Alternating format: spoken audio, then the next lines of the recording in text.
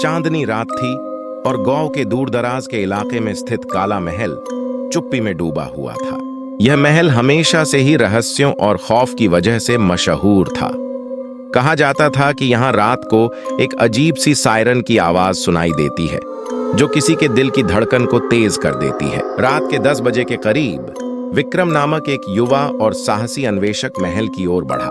उसने सुनी थी कि यहाँ छिपा हुआ एक अमूल्य खजाना है और वह यह जानने आया था कि सचमुच ऐसा कोई खजाना यहाँ है या बस अफवाहें हैं। महल के दरवाजे पर पहुंचते ही विक्रम ने महसूस किया कि ठंडक और सन्नाटा उसकी आत्मा को भी छूने लगा है। और जैसे ही वह अंदर गया, उसकी आंखें अंधेरे में तैरती हुई परछाइयों को देख रही थीं। महल के अंदर हर कदम पर उसे एक अजीब सी ध्वनि सुनाई देती थी, सायरन की। यह आवाज एक अजीब तरह की धमक और घबराहट पैदा कर रही थी। विक्रम ने ध्यान से सुना और तय किया कि आवाज की दिशा की ओर बढ़ेगा। वह महल के एक पुराने कक्ष में पहुंचा। वहां एक पुराना लैंप जल रहा था और एक पुराना नक्शा दीवार पर चिपका हुआ था। नक्शे पर एक संकेत था जो उसे नीचे की ओर इशारा कर रहा था। विक्रम ने नक्शे के अनुसार नीचे की ओर बढ़ना शुरू किया।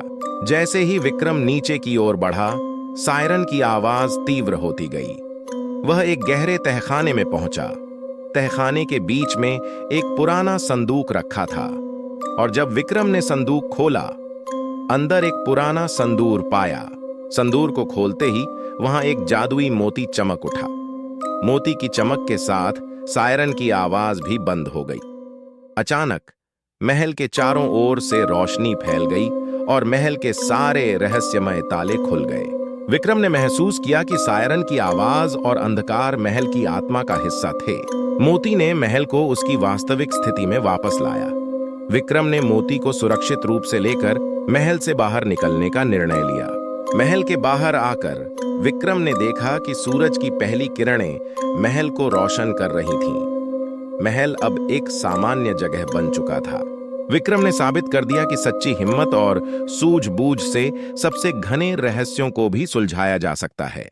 विक्रम को न केवल एक खजाना खोजने का अनुभव दिया, बल्कि उसे यह भी सिखाया कि कभी-कभी सबसे बड़ा रहस्य हमारे खुद के डर में छिपा होता है।